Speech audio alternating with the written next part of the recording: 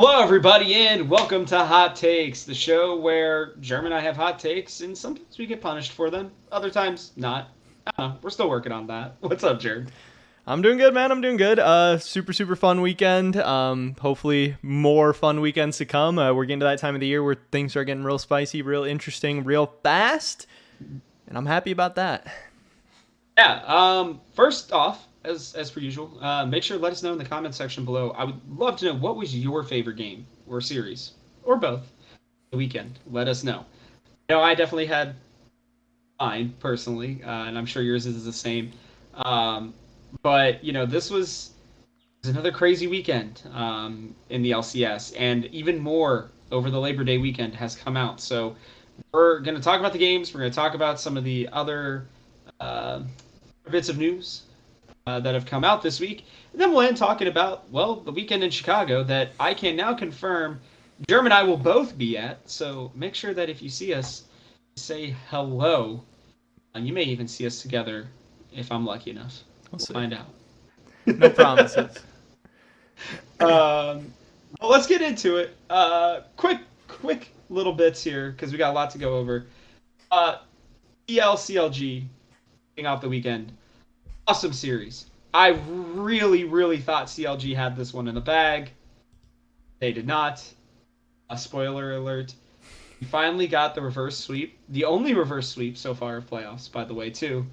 And the other one was also Team Liquid with 100 Thieves. So very interesting weekend. Zeri pretty much picked in every game. Shocker. Yay. Can't wait for this champion to not be at Worlds, by the way. She shouldn't be, at least. Yeah. So very happy about that. AD carry meta is going to be, I think, hopefully a little bit more interesting. But I don't know. This series was crazy. I mean, just the comeback, realistically seeing Team Liquid lean on the Seraphine pick was, I also think, kind of a bit of a game changer because we also saw it spill into the LEC later on in the LCS. It felt like when teams had their backs to the wall, they were going to things like Seraphine, which is crazy to me. I understand it's a very safe comp. It's team fight oriented, and nobody's playing um, split comps anymore. So. Mm-hmm. Yeah, I don't know. What do you think of the series? Any interesting notes other than the fact that TL were able to come back? Yeah, I mean, I thought it was crazy because going into the series, I thought CLG could maybe keep it close or maybe test them or whatever. But once they're up 2-0, I think that was the first time in a lot of people's heads that they were like, CLG might actually win this. And that was a crazy kind of, thing to be having going on in your head of man, we might have to exist in the world where TL is knocked out, not just short of Worlds, but way short of Worlds, and CLG's moving on, and CLG might even have a chance at beating EG. It was starting to get real crazy there for a second. Obviously, we kind of got back to the expected result eventually, not the expected path. But also as far as the Seraphine picks and stuff, and just in general with TL getting tested so much in all their series, how potentially different could things have been if they didn't get tested so hard in a lot of these series, if they didn't have to pull out all the stops and pull out all the pocket picks, and Bjergsen plays a zillion game and that ends up getting banned in the series to come. They end up showing that Seraphine is really strong and something they can play well, so teams need to pick and ban that away from them. If they would have, got their job done against CLG, maybe a little bit quicker with some different picks, it could have changed everything. So props to CLG for showing up and pushing them to the limit as well. Yeah, I mean, it was sad that the last game was such a blowout. Realistically, the last two games, because it just felt like CLG ran out of gas. Once they lost game 3, they just didn't have anything else up their sleeve, which is good and bad. I think it shows out for NA talent, which I'm very happy about personally. Definitely. Not that I don't love. I want this to be clear on this show and all my other shows. Better be careful. I love all the players from everywhere where they come. But I do personally believe that for NA to thrive, you need to have NA players or young kids to look up to. It's the same thing that we see in basically literally everything, right? If there was, basically no Korean players playing in the Korean league, would feel the same way. It's just kind of the way it goes. And so I think that, but then I also huge think success that the pipelines need to be actually like viewed as realistic paths. Like you need to have these stories of people coming up from NA solo queue and going to academy and then going to the LCS and being able to do stuff too, because if not only just to look up to, but also just to be like, hey, I can actually do this. There's not like artificial barriers between me and actually getting the LCS and stuff, because that's how you get people to keep playing the game. That's how you have high elo solo queue active and like people continue to strive and push each other and stuff. Because if your solo queue like dies, then the game is going to die. People aren't going to care about it. People aren't going to watch it. Like it can, if you pull out the bottom, the whole, pyramid can fall down. So yeah, I think having role models and stuff is huge, but also just like giving NA players and NA solo queue players hope of like, hey, I can, if I pop off and if I get really good, I can make it to the LCS and actually like win games and stuff. Keeping that dream alive is big, because that's what's going to keep people going. And like, that's how Jojo Pune probably even starts playing in the first place, guys like that. Danny literally said it straight up. He was like, my dream all along wasn't to just be great at solo queue, it was to win an LCS title and go to Worlds. So he's getting to live that dream. So no, these games were good. Like you said, it definitely pushed TL to the brink, and I'm glad that it did, because CLG, I think, while a good team, there are things they have to work on. I do think there are improvements that can be made with that squad, but being able to see a player like Contracts, Dogla, Palafox, Poom, Luger. I think a lot of people expected it from Luger, but the other four players, I really just did not expect anything from this year. And now you can see that they're all five, or every player on that team has the potential to push for a top 5 spot in the LCS right now. Whether they are or not, whatever. Whether they are or not in the future, I don't know. But do they have the potential to do that? Yeah, I never thought their ceiling was that high. So. Right. For all of them, and I actually think the ceiling might be higher for a couple of the players on that team than what they even showed this year, which is freaking awesome. So good for that team, good for them. Sad to see them lose, but TL move on. Then we go to not my favorite series, but one of the most interesting series. Pause Central, man. I understand, and maybe I don't understand parts of it. I understand that they had to do what they had to do, right, to get the series going and keep it going and all this crap. And I'm not a salty TSM fan about this, by the way. I know there are other people who are. We'll see. Finish your sentence. The thing that I don't understand is why is all the communication on a network? How is there not a way to where it's more interconnected, like between the PCs or something like that? You know what I mean? Like, how is there, like, I mean, you could have put freaking walkie-talkies next to each other and it probably would have had the same result, but we're talking about audio issues from a networking problem. I am very ignorant on these kinds of things, so I'm not going to overly flame them, but I really don't understand how that happens. It not only causes a 2-hour delay, but then you require the players to then have to stay there. Like, I get it, they wanted to not have to play the next day, and I'm sure, especially because of the fact that whoever ended up winning would then have go literally straight into another series the next day. So I get it. I also don't really understand why they didn't. If it was such enough of a problem that you needed to pause because of it, like they had the option to just go play in the trainers' rooms or go play back at their places, which they could have easily gotten to, and then continued the series from there. Like, the team's decisions were a little bit confusing to me. I'm glad none of the players are complaining about the issue because they clearly made the decision to stay. Right. But I also don't understand the technical aspect of, obviously walkie-talkies would never freaking work. Like, you need to have like individual, being able to hear through speakers. You can't just have 5 people screaming in a walkie-talkie and it coming through all 5 of them. Like, that's stupid. But like, my point is that how is there not something that's more like connected? Like, why does it have to rely on the network for it to be a thing? That's what I was confused by. How's there not a solution for this? Yeah, you think they could have freaking got on Discord or something, like there could have been some, like, yeah, who knows? I assume it has something to do with, the fact that like the referees and like all the Riot people and stuff have to be involved and like overseeing the comms. Like, I'm sure it's going a million different places for content and stuff too. Like, it's probably all one big freaking web that would fall apart if, they have to do certain things, or that it can't handle the bandwidth or whatever. Something crazy like that. Maybe it's something they can look into logistically or whatever head into the offseason as well, because, you cannot have something like that happen again, especially when you throw on top of all the client issues we've seen this year, and then in-game bugs and all this stuff. Like, man, you can't be having more and more issues on top of that. But some of that is LCS related, some of that is just Riot related with the actual game too. But it does make you wonder, like, how different could things have been? I know some people were like, some TSM fans were like, oh, it like ruined TSM's momentum, yada yada. It's like, the series was 1-1 at that time. If it happened after the first game where TSM won, like, TSM started strong, yes, but EG had already come back and won a game. It's not like TSM was just totally stomping them and all that. And then, Well, you do have to remember it started happening in the second game, and EG won within 30 seconds after the last pause. That's where people started having a problem.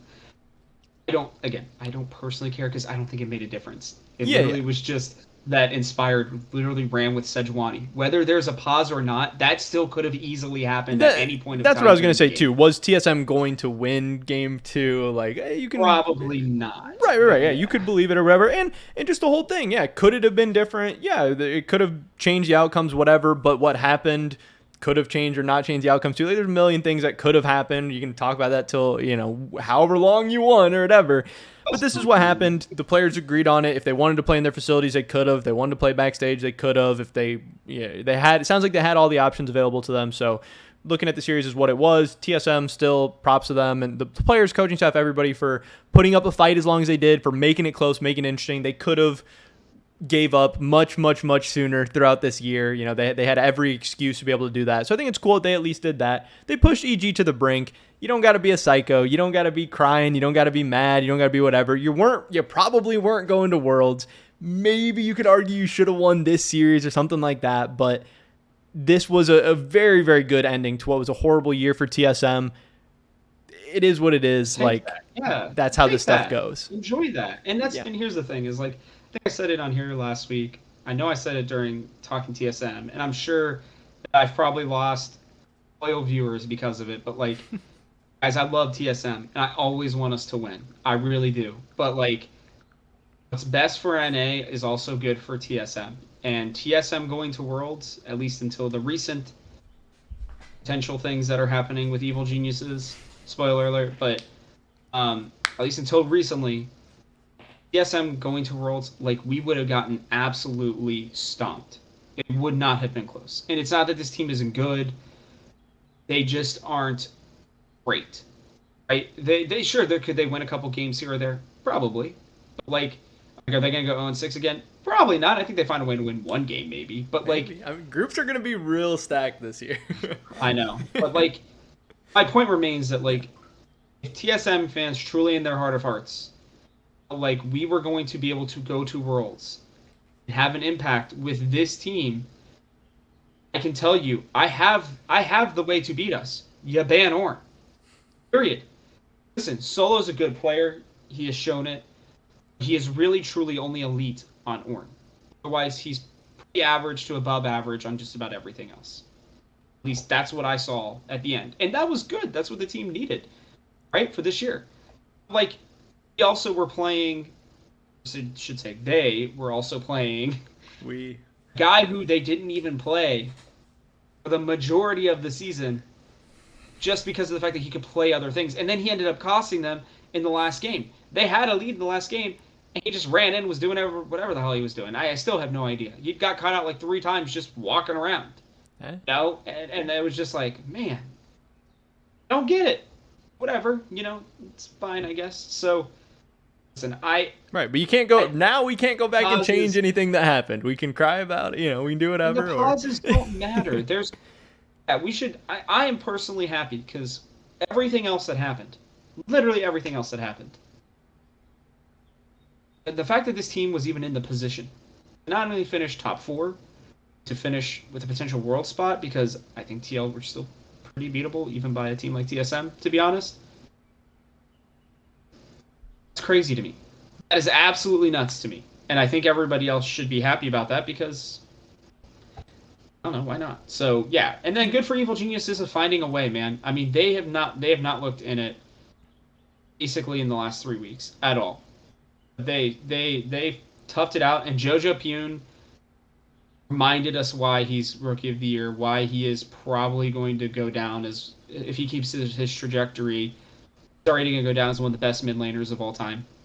I'm still shocked that he wasn't on that list. Not shocked on the top five, but he had to have been like sixth. And the You know what I competition's mean? not very high, and he, No, it's especially not. from How are people getting in there? Like JoJo, literally just from this series alone, probably put himself into fifth in 1 year.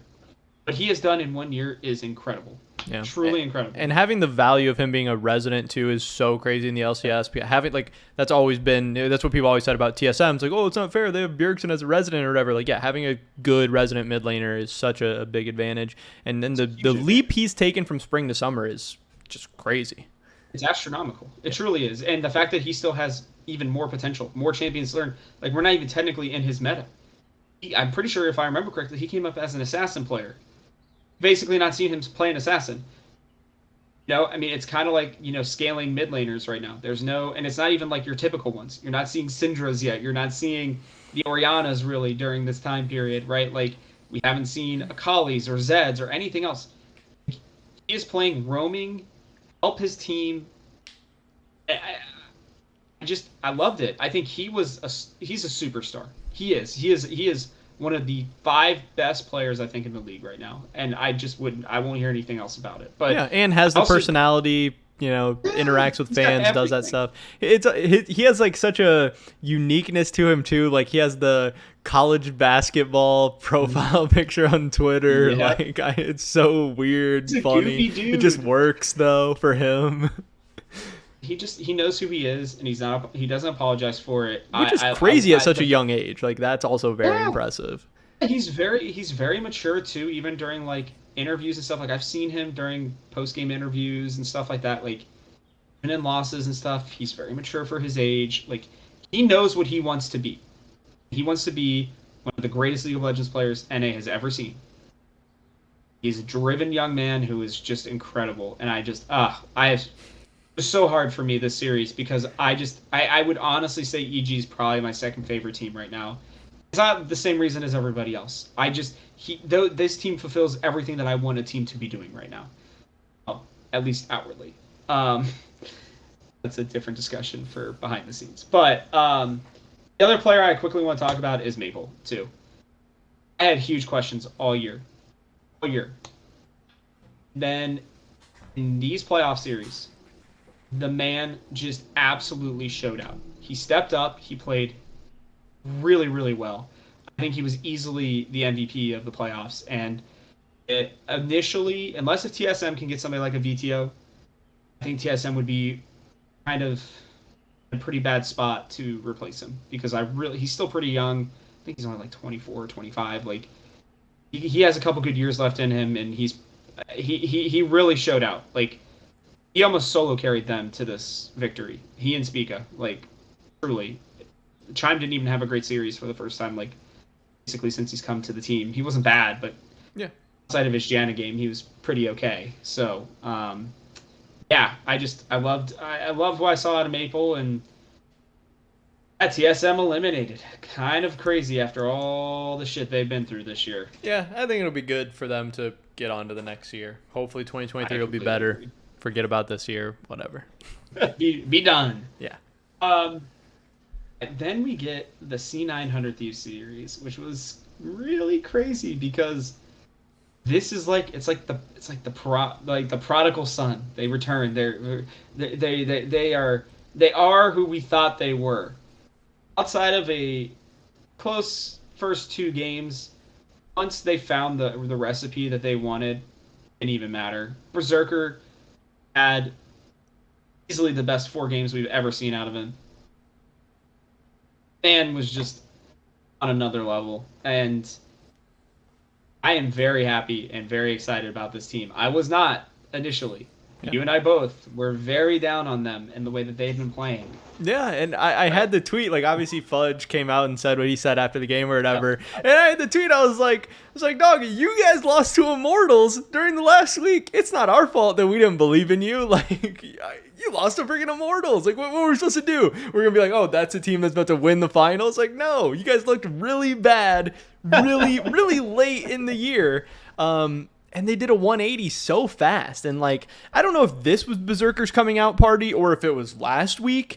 Because some people were like, hey, Danny's kind of slumping. Like Danny's pretty visibly something's not right, and his champ pool issues and all this stuff. And yeah, Berserker freaking slapped him around last week, but it wasn't Danny at his best. I think a lot of people kind of assume. So it's like, yeah, good for Berserker, but hey, FBI is playing a little bit better than Danny right now. Let's see what happens next week. Then he does it again. He does it again and then some. And also being the only guy to play Nyla right now in the LCS when we're seeing Nyla in these other regions as a really, really strong pick. Hey, don't forget Luger picked him and looked really good on her too. Yeah. I'm just surprised more people aren't, I guess. And Berserker, I think Berserker has the most games on Nyla played so far. Sure. And he's looked good. And especially you're talking about how Zeri's getting nerfed and all this stuff. That's going to bump Nyla up too. Nyla could be really, really important at Worlds, actually, depending on how the meta shakes out or whatever. Man. Samira, I think, might actually be kind of the World's pairings right now, which is going to be so going to be crazy. Yeah, it's some spicy stuff. But also from this whole series, Fudge just comes out. Like Berserker obviously stole the show, MVP, whatever. Him doing that to the 100 Thieves bot lane, which is they're even a decent bot lane internationally. Like they've gone toe to toe with some people at Worlds and stuff, and they've been strong. They can play like Lucian Nami internationally, I think, and be okay. And having that with roll swap Sven and your rookie AD carry was crazy, but Fudge coming out with the champion pool that he has, not being afraid to pull out these solo queue pocket picks, and just, I mean, someday it was in the MVP conversation, seen as one of the best players in the LCS this year, and Fudge is like carrying games on Camille, like pulling out some crazy stuff. That is such an advantage. He's so young. He has a great brand. He has a great personality. He's just such a valuable asset for C9 right now. Him and Berserker together, like the future's bright, but the future's right now too, which is crazy. Well, and you got Blabber still, which is fantastic. I mean, you can build around those three. Like, listen, C9 might even win a championship with this team. I'm still telling you that there are ways they can make upgrades in the mid lane and at support. Obviously, at support, I don't think Sven's going to want to stay there anyways. I think he's just doing this because he can help the team and he can play. Mm-hmm. Like, do you think about some of the options that they have to go out and get at either of those positions right now? Holy moly. Like, this team instantly becomes the darling of the LCS, and it just feels like we're just getting better and better because, again, it's the North American talent even. Like, let's not talk, like, Blabber looked really good. That freaking Wukong play live in my memory because I was like, oh, they're retreating, and then he just goes, nope. Turns right back around and still lives. Yeah, I don't know if he gets the knockup, but like he's I don't think there's another jungler in the LCS that's making that play. No, which makes him different. I think inspired, maybe Spica. Maybe they have a little bit of that craziness in them too, but Blabber pushes the boundaries. In terms of absolute insanity, nobody's like Blabber in that regard. And that's what makes him great. Like, I'll be honest with you, they're going to end up revealing like the top 10 LCS players or whatever. We didn't get to vote on them. I don't know what they are. If Blabber's not up there, I'm going to absolutely riot. What he has done in the 3 years that he has been here is just astronomical. There is nobody else who has done what he has done. Do you, at this point, do you have Blabber above or below X-Smithy? Probably below still. Because that came up in my LCS video recently. I took Blabber, but I think there's a case for both of them. I think it's very, very interesting all of a sudden. I think it just, I think another year, or if they, I'll tell you this much. If Blabber ends up winning this championship and does well at Worlds, then absolutely. No doubt. Yeah. It's close. It is so close because they are very different junglers. Right. It's hard to compare them. The two MVPs versus the team accolades versus the international results. It's definitely hard. But it's fun, and people were mad too. Yeah, and it's like, and it's maybe because they're recency bias for them, but like, I'm looking at Blabber already as like a historical figure, truly already. We are playing through like, I don't think. We're getting a little off topic, but I think this is worth it. I'm going to put this out there. I believe truly that by the end of his career, Blabber will end up being the best player to ever have graced NA. No Double fans are not going to be happy about that. I get it. But the roles are very different. One is a little bit more intensive, I think, in strategy, mindset.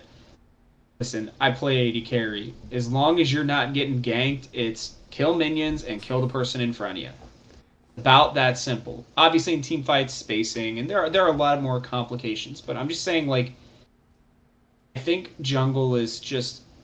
I mean, it's the most OP role. It's the hardest role to play and be good at too. Like, there's a reason why they're nerfing the whole role of jungle this offseason, only for they're hoping at least. I hope it will be this way for new players to get in, right? Because it is the hardest role to be good at to understand, and I just think the world of Blabber. I really do. I don't care Crabber, all that other bullshit. That's fine. I That get period it. of time was crazy though. It was hilarious. he went through a stretch Yeah, of like, okay, this doesn't even make like really bad you games flash for for the crab sure. at level 2. Like, what, come on. Again, I get it. Like, yes, he's gonna make those memey, kind of stupid plays here and there. Yeah. When you look at the success, and you look at all the players who have come and go from Cloud9 already in his 3 years, he is the consistent one. He is the one who is there. He is the one that's probably not going anywhere. I will tell you this much: if C9 get rid of Blabber anytime soon, they're out of their minds. Yeah. You are not going to find another. And this is coming from a guy who thinks the world of Spica. And even like what's his name on Immortals, Kenvi, right? Like coming up, right? And Will, who's coming up, right? Like all these great young NA junglers that are consistently coming up. Blabber is who they're probably following, the one who they are studying the most. Or that they hope It's to not be or Xmithy. whatever, yeah. Yeah, the game is not as the same as it was with Xmithy. I think he would have been punished a lot more, and we saw that at at the last bit of his career. Mm-hmm. I think the game was a lot more cerebral and less mechanical at his position. I think Blabber is able to definitely have the mechanical aspect over him, but I even think cerebrally, he is becoming that kind of jungler, and we saw that this year. I mean, all the random crap that was going on, the LS stuff, Fudge moving to mid lane, Fudge moving to top lane, Summit winning MVP, and then freaking not doing anything. Like Berserker, kind of struggling at first and then becoming this guy. No, like jungle support is one of the most important duos that need to have good communication, and he had Winsome as his support, and he still was winning games. Like the talent of Blabber cannot be understated. And even when you don't see it, when other people are making flashy plays, like this play to me was the pinnacle of Blabber. The craziness, the strategic mindset, the turn on a dime, the guy that's going to, I think, realistically, and did, kind of pull Cloud9's corpse over and revive them, like almost single-handedly. Like you can say what you want about everybody else, but until playoffs, who was the guy who was mostly winning them games? It was Blabber. Like, I can't say good enough things about him. I just think Yeah. if he's not in the top 10 players for the LCS all time already, I think I'm really glad that I wasn't on that group of panelists who decided it, because I would be embarrassed that he is not on there already. I don't You think would we have can had lay Reggie. You would have had Reggie in your top 20 too. What are you talking about, dude? Reggie was easily number one. I love it. He doesn't even make top five I know. for mid laners in a really weak mid laner group, and Yeah. yet he's a top 20 player. Like, Doesn't make sense. come on, man. Most of Reggie's great stuff was before the LCS, Yeah, and that's fine. I think he played 1 year in the LCS. Like, Yeah, what? it's just a Doesn't joke make to me. sense. So funny. I don't even know who the hell was making those lists. I mean, there were some really weird people on Yeah. there, and like It was I so agree with vague, and they're Emily. just like, Emily "Oh, was- our LCS experts have come out with this." Like, what? Yeah, yeah. Can we Who see the hell is- ballot? Yeah, and it's like you didn't ask any media people. You didn't ask apparently any of the casters yeah, either. yeah. That's Dude, what I I'm didn't have saying. the casters. Dude, most of those casters have been there for longer than any motherfucker that's doing this. Like, Yeah, yeah. Who I'm was sorry this? to use the F word here, but that was such a. I just was so frustrated. They were like, because like I was like, I'm gonna accept this list for now because I knew who was probably voting on it, and then I think it was Azalea goes, yeah, we didn't even get to vote on this. This is our first time seeing this. I was like, what? Who is doing this Yeah, stuff? yeah. Like, I was like, thank God Emily's there, because when it comes to LCS lore and stats and like knowing rankings and stuff, she's still one of my favorite. You may not love her on the broadcast or whatever. You can have that opinion. That's fine. But like, Thank you. in terms of brain power, she is easily one of the smartest, if not the smartest person on every one of those panels. And I think it's probably like her and Jat for me. Yeah. Raz. I love Raz too. But like, I was shocked when I saw Reggie on that list, and Yeah, the fact that crazy. like Didn't people even make like sense. like they said like Huhi not being on there. I'm like, oh, the most successful role swap outside of Core JJ, like maybe ever, maybe he's Yeah, at least top 3 or 4. yeah. I Like know Zhao has two. I think Zhao has that's two right, MSI titles in top and mid. But yeah, that's right. I he's up forgot there. I mean, about there that. haven't been a lot of Yeah, good. There haven't been a lot of them. Period. There haven't been a lot of good ones. But yeah, yeah. Huhi And made the he went MSI from being one of the finals as a best, mid laner, yes, one of and the best mid laners in the world yeah, at one point. yeah. Right, that's crazy. I Crazy. was I was looking at that CLG team today. Dude, they went 7-3 in the group stage at that MSI. They went 1-1 with SKT. They went 1-1 with RNG. Like they took a game off every team in that tournament. Like CLG was legitimately at that time, like in that location, playing as one of the best teams in the world. Like they get 3-0'd by SKT, whatever, but they had also taken a game off SKT that same tournament. And Crazy. let's not forget. I mean, that's why I feel so strongly, kind of not totally sidetracked, but that's why I feel so strongly about Evil Geniuses. What they did even at MSI, outside of their losing to G2. Everybody's like, oh, well, they lost to G2 like 7 times or whatever. I'm like, I don't care. Like sometimes there are teams that just counter you, and there's not a whole lot you can do. They also beat SKT, and they were like at their apex. Yeah, definitely. Not going to complain. So yeah, I'm very going to be very interested to see who we end up getting for our top 10 of all time. I would love to hear, who do you think is going to be number one? Me? Yeah, who do you think Oh, is going to be number one? I mean, Not who do you want to be, who do you think is going to be? right. I mean, I still think people are going to go with Bjergsen. I think it's very, very close. I think, I mean, what the TSM run of like making all those straight finals and stuff like that's still so crazy, and he has the individual accolades on top of it. I know Doublelift is right there in like every regard, and that's crazy too. But one thing I've been saying recently is like Jensen all of a sudden has like a really, really compelling case as well. I don't think he's quite to that level, but like the fact that he's still playing and he's going to Worlds and he's going to the LCS finals. 8 straight time at Worlds. Yeah. He's had the international results. He's done well at MSI and he's done well at Worlds. He doesn't have no trophies anymore. Like Jensen all of a sudden has a very, very compelling resume. Probably a little bit underrated. I've memed on Jensen as much as anyone else over the years, but like he's there. But I expect it to be Bjergsen. Bjergsen was on my list. But I don't really think you can go wrong either way. I don't think it's like worth like fighting about or any stupid stuff like that, just because there's clearly a case for both of them. I was talking about just top 10 overall. So you actually would even put Jensen like pretty far up there. Yeah. I think Jensen is up there with anybody. I think he has an interesting case. I want to find the top 20 who it is. We can get a little bit more, I think, at some point. I think it's Doublelift. I think they're going to very much put Doublelift at number one, to be honest with you. I don't really blame them. That being said, I think if Bjergsen literally just goes to Worlds one more time, he is a couple years younger than Doublelift, so I think he can still definitely do that. Like I really hope he doesn't retire again after this failure of a season for him, because I don't think he ever was at his apex.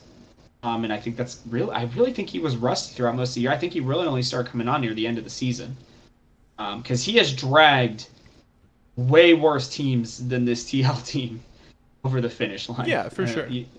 But So there's also the questions people say, like, has the game passed him up? Does his playstyle work anymore? That type of stuff too. now, and I think he's gonna. And I think if anybody can make that change, I think it is him. Right, but I think he does have to make that conscious decision, because I think, like, even though I think in a lot of ways he was pretty clean this year. You know, he didn't lose TL mini games. He didn't have terrible ints, anything like that. But yeah, if you're watching Bjergsen and Abadage, if you're watching, even when Abadage is bad, it's still, Abadage is doing something different. And JoJo's clearly doing something different. And even Jensen has started to do something a little bit different. Like the style that Bjergsen's playing, and I think why people flame him a lot, is like what he's doing is noticeably different. And if you're going to be doing something different, you better be winning the titles and going to Worlds and all that stuff. If you're doing something clearly different than everyone else and you're coming up short, you're putting a target on your back.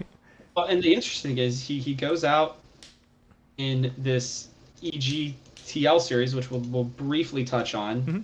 Mm-hmm. Not because it wasn't incredible. This was my favorite series of the weekend, by the way. I think there are other things we need to get to, but um, we'll give this real quick. He pulls out the Galio in the last game, and I'm like, oh my god! Like, I first off love the pick.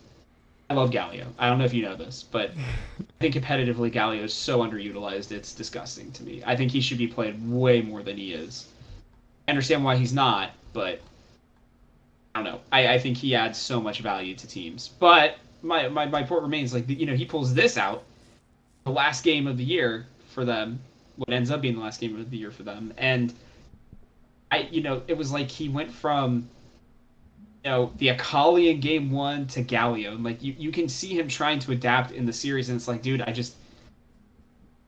think it's too late. I think you needed to have made this decision earlier on. Right. And Yeah, that is actually that he played it wrong, but yeah. Yeah. That's super, super interesting to me because I think that kind of leads into the bigger story for Team Liquid of the whole season. You kind of bring it down into a microcosm of that series of like, yeah, we started out with Akali. We end up at Galio over the course of a couple hours.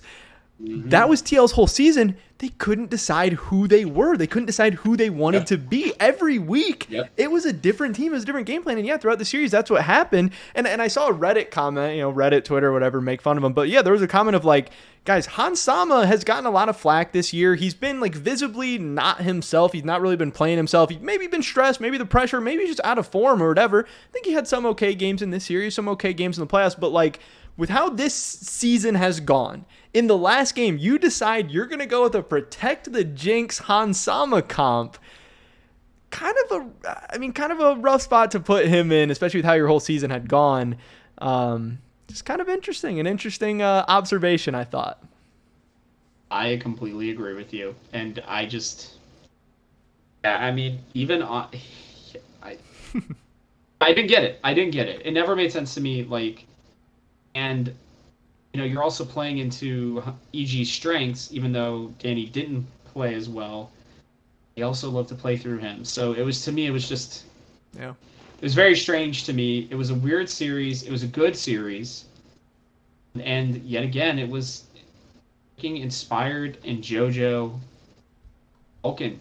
Like, they played incredibly. I mean, I don't have enough words for how well I think that JoJo and Inspired played all playoffs. Like, even in their loss, JoJo was not great, but he was trying. Like, he was putting it all out there, and I have to give credit for that. I just have to. So yeah, I don't even know what you do in this series, honestly. Like, if you're a TL, like, let's talk about that. We'll get back to the top 100 players and stuff. We still have so much to go through. I don't know how we're getting through all of it, but for TL, where do you go from here? Right? I mean, Steve's expectations. I don't even think Worlds was ever a doubt in his mind. I think it was more about he didn't care. I personally don't think he cared if they won a championship. No, I think he just wanted them to go to Worlds. Yeah. The team was built to perform at Worlds. Weirdly enough, I think they would have done better at Worlds than they did the LCS. And I don't know why exactly, but it just feels like their focus was off, like you said. Mm-hmm. And what do you do? I mean, these are 5 players who are supposed to be the best in their roles, or close to it. The only one who really played like that all year was Bjergsen. At least top 2 or 3. Yeah. Right? We're even still griefing him a little bit for how he played during the year, but I don't know that was his fault. I still don't understand why he doesn't ask teams more to play through him again. I think he's like gun shy of that now because of the Bjergsen 4 wards, but the other person, and I still think that for some reason TL are going to get rid of him, but like, Santorin played his ass off.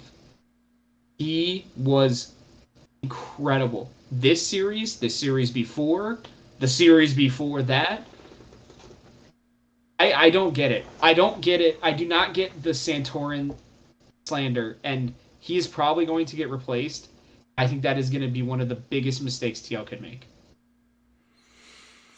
Yeah, it's really, really tough for me because Santorin was impressive. I think he did a lot of good things. In this series, I think he was probably the best performing Team Liquid member. Maybe it wasn't even all that close. But and Santorin's always solid. He's always been good. He plays on this FlyQuest team. He takes them to Worlds. He's taking them to the finals. He's doing all this stuff. Like he is so consistently good. He's won pretty much everywhere he's gone. He might have a little bit of like the X-Smithy thing to me of like he's really, really good and even great at times, but like people definitely question his ceiling and if like he has like Blabber is winning MVPs and Spica's winning an MVP. Like is Santorin, not that every single guy in your team has to be a mega carry or like an MVP caliber player or whatever. I think he plays a piece. That was the problem with TL this year, right? I mean, I don't know. There is the question of is there too many cooks or whatever, but there was also the question of just like I'm talking about the opposite. Sorry, I want us to have this back and forth here because I don't think anybody wanted the resources. I think that was the problem. Well, then I think that goes against the Santorin point even more. Then I think you're better off with a Spica or some crazy jungler that might take a little more. Like, why do you need the jungler to be that? You have two roles that literally have what has carry in its name. Yeah, no, I mean you don't, and I wouldn't be surprised if they replace AD carry too, and you don't need jungle to be that crazy position, but you do know that there are okay, you're gonna be like, who's a problem on this team? Okay, Bwipo's a problem. Well, who is like who are we gonna get in top? Okay, you think Bjergsen was a problem? Who are we gonna get at mid? We have freaking Bjergsen. Who are we gonna get at AD carry? We just got Hans Sama. Like it starts to get really, really hard, and at least with Santorin, you can be like, we could try Spica. Like maybe that, I think that is something that pops into people's heads. And I just think Santorin's not super flashy. So people are just like, hey, what if we tried to get something different? I think part of the problem with Team Liquid 2 was maybe nobody wanted the resource, maybe whatever. They were never a team. They were never cohesive. They never had an identity. It's just weird. I mean, there are a lot of good players individually, but I don't know. Weird. It's weird because while you say that, I think their biggest problem was they all had the same mindset about the game. They didn't play it together. The way that they wanted to play it was too similar. They didn't challenge themselves. It was all about, like in the spring, right? It was like, they're just going to play for late game, right? The whole time. And then this split, it was like, we're just going to play for the early game. And they kind of forgot how to play team fights, which you would have never guessed out of this team. But it was like, they were such a risk-averse team. Yeah, to a fault, regardless of which style that they played. Right? Like, giving up 4th Drakes without even trying to fight for them. And, giving up Barons without trying to fight for them. Like, how often did they try to start Barons, with nothing, attempting to sneak it or anything like that, right? Like, they didn't do it. And, like, yeah, I don't blame that on Santorin, even though those are the objectives, right, that you have to do. But, like, don't feel like the team was able to do that. And then when Bwipo would try to step out and do that stuff, it felt like they couldn't play around him enough to make that happen. And then he would look like he's making a ton of mistakes, but then the rest of the team's like totally off. I just don't think, to me, they were the exact opposite of Vitality. They were both super teams that lost for very different reasons. Vitality had too many people that wanted resources, right? To the point of where you have Carzy basically getting no resources and then expected to carry at the end of the game and getting absolutely shit on. Then you have this team where it's like, hey, we've gotten to the late game. Who has all of our money? Oh, everybody. Like, go look at the gold that Bwipo was getting. I think it was like, I forget which stat it was, like maybe gold per minute or something like that. But like, when you look at like the gold per minute, right? For a lot of these other teams, there's 1 or 2 players that have a drastic difference. Bwipo was taking a lot of resources out of the hands of the other players because they all wanted to spread the wealth. And then they start trying to play through the bot lane. And Hans Sama, that's just not the player he was. And go look at that rogue team. What did Hans Sama do? He sat back, he farmed, he just kind of chilled, and would try to pop off in the late game. And then they're starting to play early game style comps, and he doesn't have enough resources because they're giving some of it to Bwipo. And it's just, they didn't spread their management of money, I don't think, very well. And gold is the resource to decide who wins games. And so it was just, I think they just had too many players that had similar mindsets but didn't know how to play the game together. And it was this weird juxtaposition that I don't think I will ever see again in League of Legends because I just don't think, like, That would look stupid if they ran the same team back. Yeah, yeah. No, I don't think there are going to be I changes. think there are gonna be changes for sure, but it's just crazy because yeah, what changes are you gonna make? Because yeah, each player is so individually good, their brand is so crazy, and they're so freaking Hmm. expensive to get them there in the first place. But this is something I tweeted out today too that I think what we're seeing is now a lot of great teams are a combination of some newer school players like not of the old generation with some of that old generation mixed in because a lot of those guys still are really really good and have leadership and all that stuff, but like Hmm. this is five old head League of Legends players, and like they might have just been missing that like some idea of how to play the game or some thought process of the game or just something new challenging them. Because like I said, how Bjergsen looks clearly different than the newer mid laners and stuff, not necessarily in a bad way, but just in a different way. I think Team Liquid as a team looked different than a lot of the other teams in a way too. And like that's also why I think that they could really like just mixing it up of getting something new and exciting and different in there, even if it's not necessarily a better individual player, maybe it's a side grade or maybe it's even a downgrade, it could help them in a lot of ways. But it's also going to take the other players being willing and open to change or listening or challenging some of their ideas and stuff, which a lot of these players now all of a sudden haven't had a crazy amount of success as of late. So I think they need that in a lot of ways. But man, their offseason could go literally like a million different ways. Especially when you know how much money they have available to them, but also how they're incentivized to not spend so much money. Like every Are they option going to is spend available that to much them. money? Every player probably from literally the bottom of academy to like Korean imports is going to be an option for them. So where do you even begin? Well, and I think here's the deal. I don't know that we'll ever see a super team like them, at least for another couple of years, because here's the reality. The three teams that are going to Worlds, they are they might be one of the highest paid teams, but it's not as much as TL spent. Like Yeah, I yeah, think that the for gap sure. between TL and I think likely either 100 Thieves or C9 is pretty drastic, right? Like in terms of money spent. Even Evil Geniuses, who spent I think a decent amount of money this year, not there, right? I think you have to be able to, like you said, have that good mix. And I mean seriously though, look, you're right. I will say Hansam is younger than people think. I think he's only like 22. So Yeah, yeah, I think a lot but of people do forget how young he is. His mindset, though, like you said, right. is That's what I'm right. saying. Yeah, It's not even yeah. necessarily age. It's part of the The generation that you way come. that Like they he's play, been yeah, playing for a while. he's Yeah, been here he's part of for that. years. He's maybe a little closer to the bridging the gap between the two generations. But yeah, he's been in the competitive scene for a while. Hmm. He came up during that prior style. You know, he's not like an inspired or something like that. Even if they're maybe similar in age. Oh, no doubt, no doubt. And so, like, crazy thing is, this is not even like the craziest part of this week because we still got to get to the other team, Evil Geniuses. Danny, as of today, as of recording this episode, has decided to step away from the team, release Chicago, due to mental health issues. Before we go any deeper, I do want to say, that I feel for him, and this really sucks because I know this is probably the correct decision, but not even the decision that he wanted to make. I'm very sure that this is not what he wants to do. Um, but it's hard to be in the spotlight. I was talking to somebody about this today, um, and I'd love to hear your opinion on this, Sharon, because like it may be a little cruel. Sometimes you're just not made for the spotlight. And one of the things I don't think a lot of these pros are taught or told as they are coming up is like the part of being famous, the part of being a pariah, good and bad, right? The part of being in the spotlight, the limelight, constantly. I just, I'm sorry to those people who can't do it, who cannot handle it. And this is a conversation I've had with a lot of people, right? Like, I had a conversation about this with somebody on the Gamehouse team who covers the Overwatch League.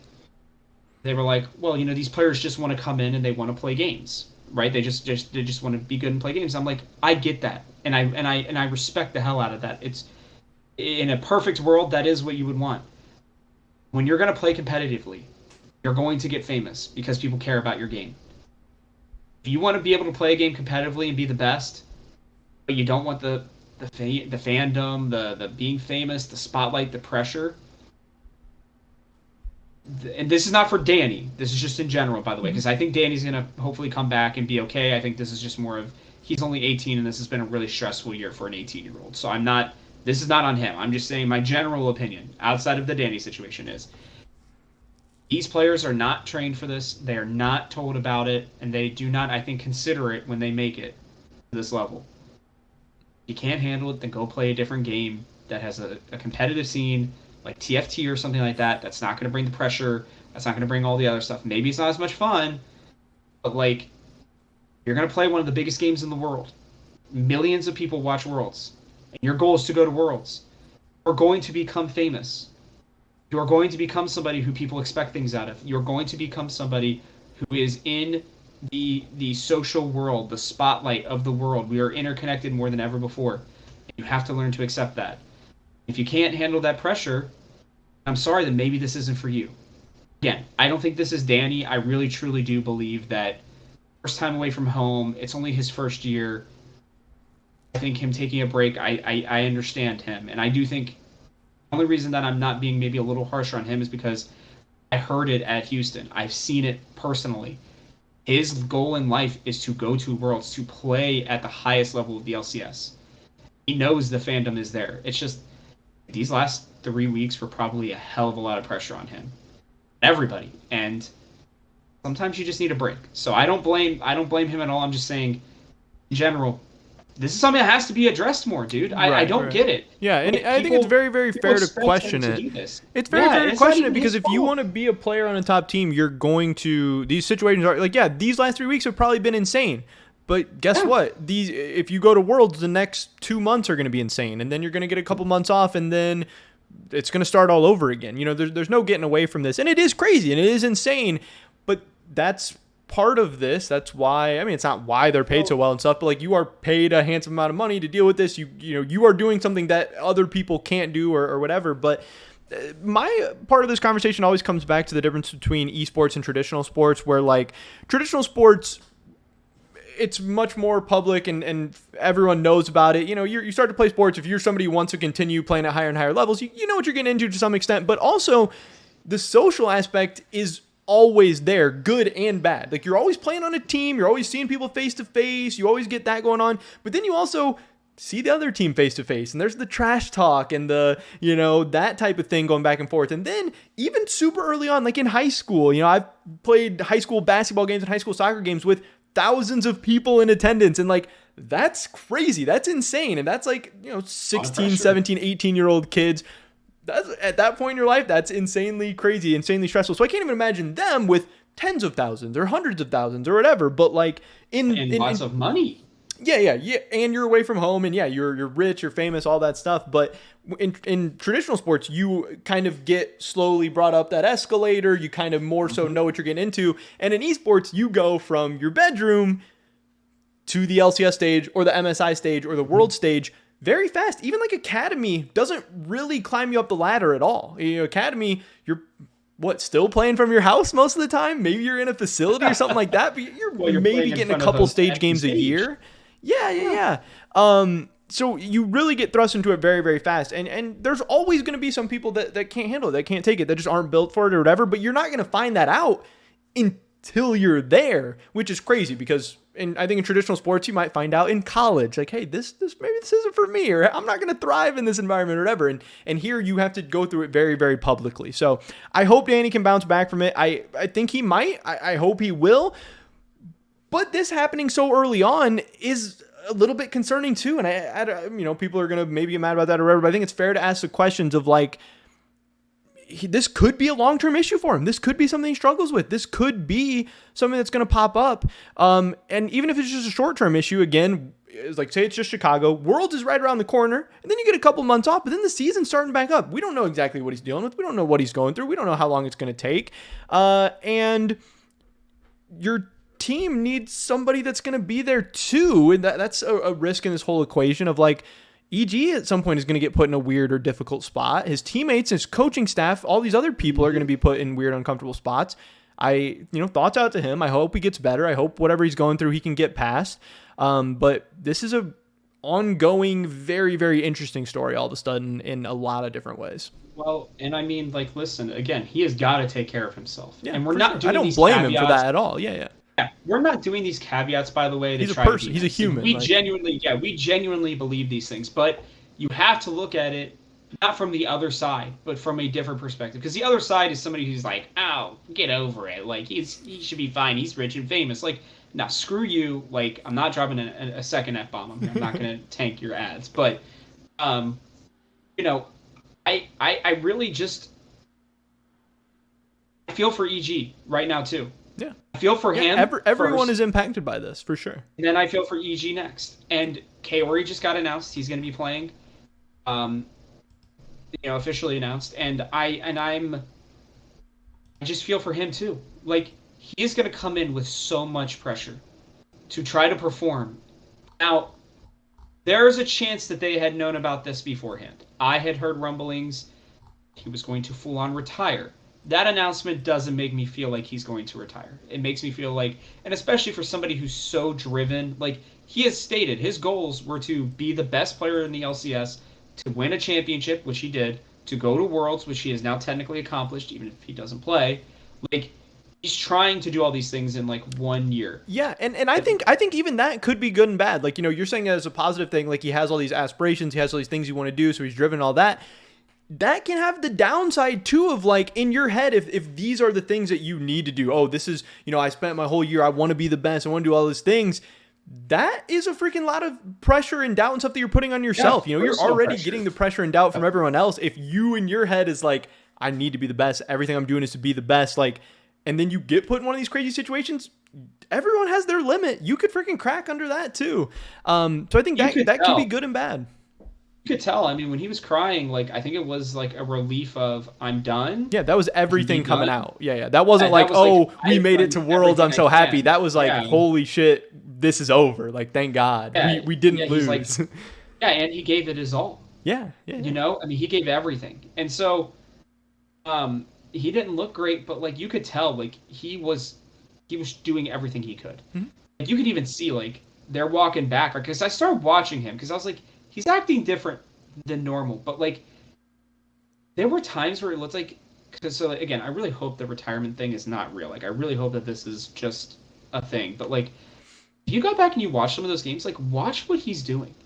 He is soaking in everything, almost like it's the last time that you're gonna get to enjoy it.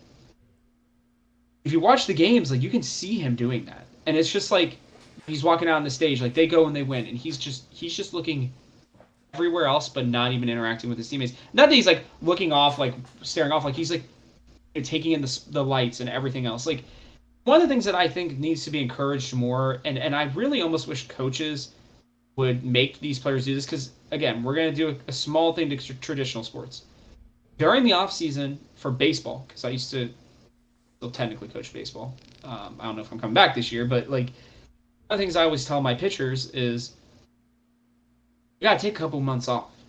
Like, don't throw it all for like 2 months, right? Because your muscles get tired. Your brain is a muscle of sorts, right? Like, and the amount of time you're playing League of Legends, it's not the healthiest game to play every day all the time. Like, I'm just gonna put that out there. Like, I know some people can do it, but like, Hot take. Maybe, but maybe it might be, honestly. But like, I really wish that these players would take more time to not play the game. Like one of the healthiest things I ever heard was Wonder, and I know he got memed for it, but like, dude, like during the offseason, and I think Santorin actually even told me this in an interview a couple years ago, but like they don't play the game at all. Yeah. They don't even look at League of Legends for like 2 or 3 months. Right. And Wonder has been as had the amount of longevity that people would love to have. Yeah. Yeah, and it's because it's not surprising. It makes sense. They've learned, like, you can still love a game and not play it every day or every month. Like, I love League of Legends, but I'm like, outside of playing a little bit in Clash this weekend, I'm on a month hiatus because it wasn't good for me mentally. Like, I just wasn't like, I was getting frustrated with the game and it was taking up too much of my time, but I was like, I just want to keep grinding because I want to get better. And then I was like, okay, you know what? I'm not getting any better. I'm not helping myself. Normally when I take these breaks, I come back and I play 10 times better than I was before. I just need to take a break. And it's like Right, these and on a players bigger scale, I think that's what a lot of these pros get into too. They're like, "Oh, exactly we fell short this year. I need to grind all need offseason to stuff." go It's like home and grind off. that's Yeah, not how it no, works. Like we've you already see got a the lot of these players mechanics. don't even get better from season to season. Everyone talks about like, "Oh, if we keep this same roster, we get this same guy, he's going to get better next year." Like that's not how it works. If every player got better every offseason, like roster building would be the easiest thing in the world and you'd know who's going to be good. It's people get worse year over years a lot of the times. Like what they're doing right now doesn't necessarily mean you're getting better. I get why you want to, and I get why there's the incentive to, but does it actually make sense? Yeah, and that's why like for me like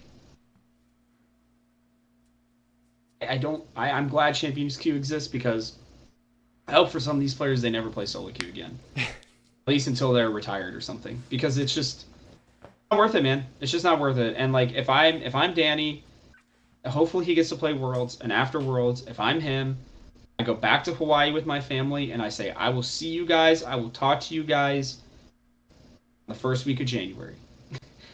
I don't want to hear another thing. I'm not going to do any, press ops. I'm not going to do any of that shit. I'm done. That's crazy though too. Just to like when you know Worlds is going on and stuff like that's crazy. I'm saying after Worlds. Oh, I thought you meant after Chicago. I mean, after Chicago, he may have to. I mean, I don't Yeah. know where his mental state is. Right. I mean, clearly he is in a bad enough place to where he's not even going to play for a chance to win another championship. Right, So right, right. if he's in that sort of a state, then like he needs to take his time. I don't blame him at all. I don't. I really hope that he gets himself right for Worlds, though, because I know he wanted that. I know he wants to perform at Worlds. So I'm really hoping that he told EG, "Hey, I'm going to help us get to Worlds. Then I don't care about I don't care about Chicago. I'm going to take because they get 3 weeks off before they have to technically start like playing in games and getting ready and all that stuff, depending on where they end up finishing this year. So I hope that they just tell him. I honestly would even tell him like until you have to come back here to practice, just go do whatever you want to. Who cares? Like it's not a great situation. I know people like Jojo Pune probably like I know he really wants to win another championship. I think Inspired does too. Like obviously they all do, and like Vulcan, but it's like you can tell those three are like the most like let's go freaking get it kind of thing. So yeah, I don't know. I it's sad. It is really sad. I feel for him so much because I know this is not where he wants to be right now. Any last thoughts on the Danny stuff? Good luck to Kaori, by the way, too. Yeah, I yeah, hope he goes out and crushes it, and then is like, "Hey guys, he's gonna pay me." yeah, Right? yeah. It's Where's the it's a money? global tryout for him. Hopefully, make something of it. But yeah, we'll see. I'm everyone's just gonna be waiting for the announcement of when Danny is or isn't gonna be back, and that's kind of the next step. I hope he comes back. I think he already could be on this top 20 list next year. But let's do that, and then let's go over MVP.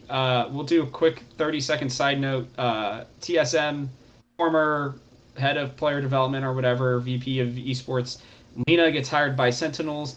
Cough, cough. I don't think that's an unintentional thing. I don't think she's just going there. One of my sources told me, oh, she's just going there for helping with management or something. I'm like, dude, you and I both know that ain't true.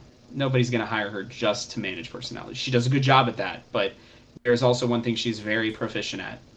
Now, that being said, she still could be doing it, but the former Phoenix one, now Sentinels, I think would be very interested in an LCS spot if it's opened. I would be more than surprised if this move wasn't to help them start putting themselves in a position to do that. Yeah, even if it's not this year, potentially even going forward in the future as well. Also, yeah, it definitely brings up, I mean, obviously with Lena, you're getting double if to some extent, whether it's maybe they sign as a streamer, which just would add to what they have going on, which is already insane. Sentinels is doing a ton of big stuff right now. Maybe it would be as a player. Maybe it's just even as a connection to the LCS and LCS players and all that stuff as well. But yeah, I don't think it's a coincidence. I don't think the timing is a coincidence. Like you said, she does a lot of great stuff with personalities and streamers and content creators and all that stuff. And they're already doing a lot of good things there. Their content creation side is insane. One of the best in the world, one of the best in North America for sure. So do they need help there? Like maybe Lena adds something to that and can maybe take them to the next level. But like, they need Lena to do the thing that they're already doing the best at. I don't know. It seems like there's might be something else there. And even if there's not, it's at least a conversation we're going to present because it's interesting. will say I still think FaZe Clan is better in terms of personalities, but I do think Sentinels is on their way. And what's Yeah. interesting to me is I hadn't even thought of Doublelift angle, but can you imagine if they were to get a spot and then they were to hire Doublelift on the spot as their AD carry with her again? Do you think about the nepotism like cries out Yeah. that would be going during that time period? Like that's crazy to Yeah, me. but I think Doublelift is the one person who wouldn't care about that. And if you're gonna do it for anyone, it actually makes sense for Doublelift because he adds some legitimacy to your roster. He's probably a top 10 80 carry still, like, and would help you get other people. There's still players who would want to come play with Doublelift too, because you've seen like the BDS angle of like we're gonna come in and we're not gonna get anybody exciting. We're not gonna have any fans. We're not gonna win any games. We're not gonna get any other players to come. That sucks. What if we get Doublelift? That might go a little bit better. We might still suck, but people might care a little bit more, or we might just be better too. BDS brought most of their roster that got them all those fans, and I think they were in the LFL if I remember correctly before they moved over. So I don't know if I totally agree with that comparison, but I get what you're saying. Like, especially for Sentinels, like how many LCS fans or League fans are they really going to have right now? How many people even remember them? I didn't even know that they were Phoenix One until a couple weeks ago. Mm-hmm. I was like, oh wait, that's the old Phoenix One. They were like, yeah. I was like, oh, well, I guess I'd like to have them back. It's been a while, but yeah, so Lena stuff is very interesting. Mm-hmm. All right, do you want to go through MVP first, or do you want to go through top 20? I mean, I think the MVP stuff's pretty quick. I think it's kind of interesting. I think it's got to be inspired at this point. It's more about who else was in the top 4 or 5 that I didn't entirely anticipate. Yeah, I saw Danny was in there. I thought that was a little bit surprising. I don't know the top 5 off the top of my head. Berserker, Danny, Inspired, Someday, and Takui.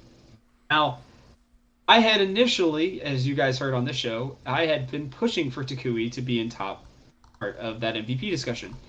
He struggled a bit down the road, but remember we did submit these at the end of week 8, not before playoffs, so I can see that. Someday was already up there. Everybody was saying he's the only one who can maybe challenge Inspired. But yeah, Danny and Berserker being in there, especially because like Berserker was playing well by the end of the year, but his team still finished 5th. And like you said, they lost to Immortals, including him. So, like, him being on there over people like, I would have thought even Bjergsen would have gotten a little bit more love. Like, there's not a single Team Liquid player on this. There's not a CLG player on this.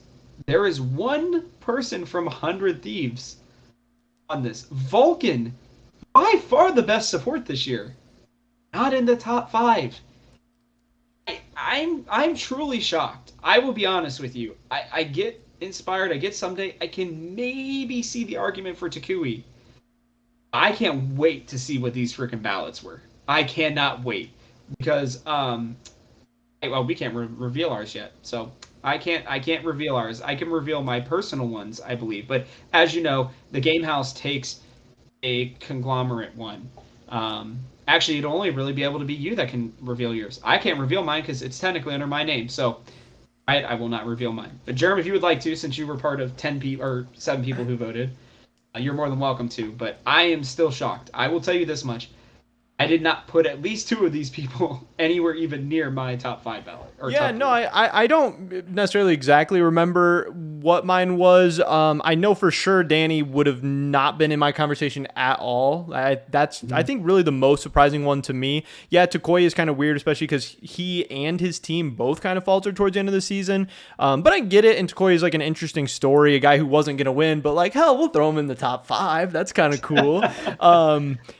Yeah, I don't know. No. I don't know if you know this. That's not how it works. We all sent, every person sends in their top 3. The only way you get into these top 5 is if you actually got at least in the top 3 of other people's ballots. Yeah. Right. I was like joking with that too. Yeah, I didn't mean exactly that. Yeah. Okay, no, I was gonna say, I was like, Yeah. So yeah, that means you got a lot of votes. right. Even if it's just a lot of thirds and stuff. Yeah, I mean, it's still kind of crazy to me. It definitely depends when you sent your stuff into.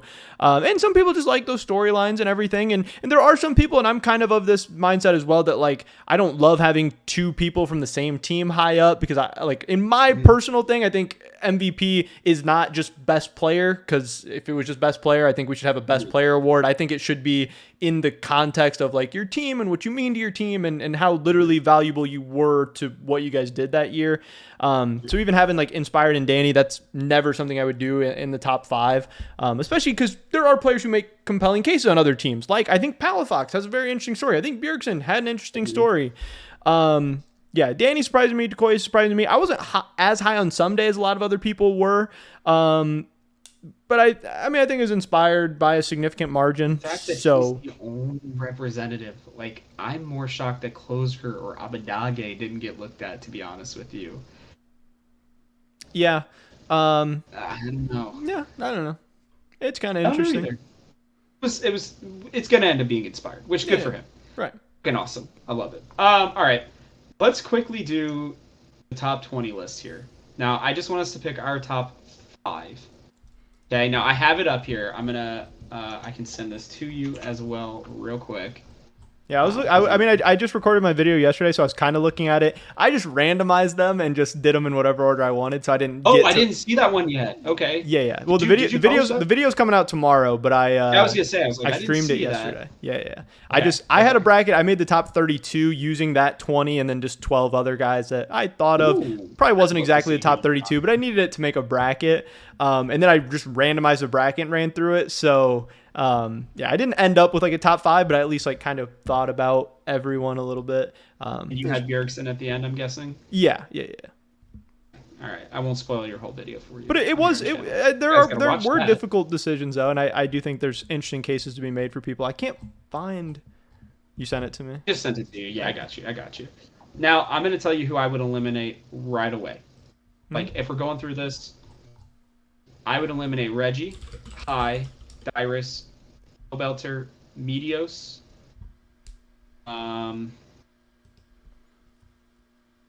Biofrost. Oh wait, how many is that? 1, 2, 3, 4, 5, 6. So that's 6. I think it gets tough after that. I think those are the only 6 that I'd have near the bottom, because then I would say in no particular order, like going from left to right on this list, which you guys can look it up. It's on LCS officials Twitter. They put it out August 31st at 1 p.m. Eastern Standard Time, so that may help you. But I would definitely have my top 10: Aframu, Bjergsen, Blabber, CoreJJ, Doublelift, Smithy, that's 6, Wild Turtle, that's 7. And then after that, I just don't know. Yeah. I could make arguments for Jensen, Sneaky. You're pretty low on Impact then? Impact, sorry, forgot about them. So that might be my top 10, actually. Yeah, I think that sounds about the same as me. I think I wasn't super high on, like, when I was talking to other people, I'm maybe a little bit higher on Sven Skaren than you, but when I was talking to some other people, I'm not as high on Someday, Meteos, Santorin. Like, as LCS players, they don't really do it for me. But yeah, I think my top 10 is probably pretty similar to that. Okay. Yeah. Even Sneaky, he just retired too early. Right. I didn't have Sneaky very high. Like, people were sad when I knocked out Sneaky, but he's not super high for me. I don't get the Belter. I don't get the Belter or the Meteos or the High as much. Like, I get it, but it's like, even Biofrost, as much as I love Bio. Oh, Biofrost was super low for me too. I honestly, for me, I think there's a case to be made that Haunter, like, in my mind, Haunter may have been better than Biofrost. Like, I think so too. Yeah. I think if I had to do, I'm gonna do a quick top 5. Here's just in no particular order, and I actually think they're all kind of near each other. I think Aframu, Bjergsen, Blabber, CoreJJ, and Doublelift. Those might actually be my top 5. I think Impact could go up there. Again, I put him at the end of my last one because I kind of just accidentally went over him. But yeah, Impact's resume is super impressive across 3 different teams now. I know he's played on more LCS teams than that, but especially his stint with Cloud9, TL, and EG is now pretty impressive to me. It's incredible. Like, I actually think I could replace CoreJJ with Impact and be okay. Yeah, CoreJJ is not. CoreJJ hasn't. I mean, I think CoreJJ's won 2 MVPs, but he has 2 titles. Like, he hasn't. People act like he has the 4 Team Liquid titles. Like, he doesn't. The story of CoreJJ is not that crazy to me. Don't forget it was Ole first. Yeah, It was that's what I'm Ole saying. first on that team. I like Yeah. For me, Actually, you know what? I am Jensen gonna is do for that. sure above Core JJ. Like in my mind, I don't think it's that I just close. think Core JJ has brought other things to the Yeah. LCS as well, So so that's so why is I hold him Reggie. in so high regard. That may be why he's on here. I mean, he did create TSM, so and he's the only owner, yeah, the only owner that actually played in the LCS currently, I believe. You can correct me if I'm wrong. Sounds I right. guess Hotshot, but Hotshot doesn't really own the team anymore, Mhm. so I don't know. You could make that argument. He wasn't like the best player either during his time, but like I would be comfortable. I don't think I'd get flamed for Aframu, Bjergsen, Doublelift, Impact, and Blabber. I know I didn't say Xmithy over Blabber before, but it's like the more I kind of think about it, and the more that I think about the fact that like he's potentially going to win another championship, Yeah, or at least be in it. definitely in it, and Yeah. he might win another one, and Yeah. he's only 21 or 22 years And old. he's going to Worlds again, and It's just hard for me not to say that he's not. If he's not there right now, he's close. mhm. It's so hard for me, man. I don't know because like again, Afro Bjerg, Blabber, Core, Doublelift, Impact, Jensen, and X Smithy. I think those are my eight. I don't really care about 9 or 10 as much, but those would Yeah. be like my eight Yeah, favorite and I players and really best like players. Aframu, and I know we've talked about how we think he's underrated, and like I would want to put him top 5, but like he hasn't played on enough good teams for me, I think, which like kind of sucks. Because for some players they want to make the team accolades matter a lot, and then for other players they want to make the team accolades not matter at all. And like I don't think it's his fault that his teams have done bad, but like a lot of years you see Aframu for a couple regular seasons, and he's kind of fun, interesting, good story, and then he's done, and then everyone else keeps going and doing more stuff. I could see Aframu at 5. I could see if I put him like 6th. I think. Well, where would you put Impact compared to Afremu? Well, I think Oh, Impact. even Jensen. You have Yeah, to remember, right. neither of those two players have won an MVP, Yeah, right? In the right. LCS. Yeah, his MVP Afremu is was the crazy, first and support to ever getting. win Yeah, MVP. That was crazy. yeah. He got 100 Thieves to the finals. It was crazy. I think he's like I said. I mean, 6th isn't bad. 6th isn't like he sucks. But yeah, I think my 5 and who I was really leaning on was Doublelift Bjergsen, probably Impact Jensen Blabber. Okay. With So we Aframu at basically have the same. 6. That's who I Okay. think I felt the most comfortable with, and then probably like Core JJ, X Smithy, like those type of guys, just a little bit below them. I think a person we're not talking about a lot, but I think somebody who, when we look back on the annals of LCS history, who deserves a lot more credit is Vulcan. I wouldn't put Vulcan too far out of my top 10, to be honest with you. I Mm-hmm. think what he has done on every single team, I mean, let's not forget, like, he started on Clutch Yeah, and they were good. and helped that team go to Worlds. Like, and he was like one of the main drivers for that. I mean, he is constantly one of the best players. He was the best support Yeah, in the LCS this year with two other people on this current list mm-hmm. in the league. And Sure, they're he's older still than adding him, to his but resume. Definitely yeah, still adding to his resume. But I also think Sven Skaren gets lost in this a little bit too. He was 2016 yeah. TSM. He has an Mhm. MVP. He was Cloud9 semifinals at Worlds. Like he has a kind of maybe like a quiet resume, but he was kind of always in the mix Yeah. too. He deserves to be on here. Again, I really I question everybody's love of High. I think I maybe missed part of that, those years a little bit. Dyrus is a personal one for me that I freaking love. He was the reason I got into this, so I'm glad that he's on here, but I don't know that he. Yeah, I don't know. I said I I'm like way lower on Dyrus than I think most people would be. I wasn't like I was like think. I even think Santorin deserves to be on here over like Medios and Pobelter and Reggie and stuff. So yeah, maybe I'm a little bit more modern. Like I did watch those years. I just yeah, didn't watch as intently as I have the last 4 years, five right, for years. sure. Like I don't know, man. It's crazy though. I mean, if you look at it, there are a lot of newer-ish players. Hmm. I mean, Yeah, it's a nice. I feel like it's a um, nice mix. I think it's great. I think it is really good. And last little bit here, it is kind of crazy that Impact and Vulcan, the people who are currently on EG, are on this team. I know Santorin, Core JJ, Bjergsen, but they've been playing together forever. So it's just like, I don't know. It's interesting to me to see some of these things. And Yeah. again, so your prediction is Bjergsen's going to be first one. I think I got Double Lift as mine. Hmm. do you think is going to be number 3? That's the last thing we'll do here because I do think it's between Bjergsen and Doublift. Who do you think they end up putting at number 3?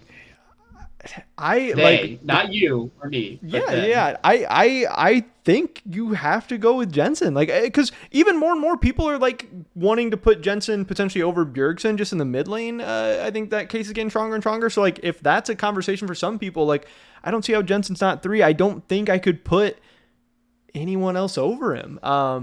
I think it's going to be between Impact and Jensen, like personally, but I expect it They're to be going to put Jensen. Core JJ. They're going to put Core JJ. And that's so That's who's going crazy to to end me up being because I third. don't even think he's top five. I mean, like that. I mean that if and when that happens, that's gonna make me mad, and I'm gonna bitch about it. But like, we'll see.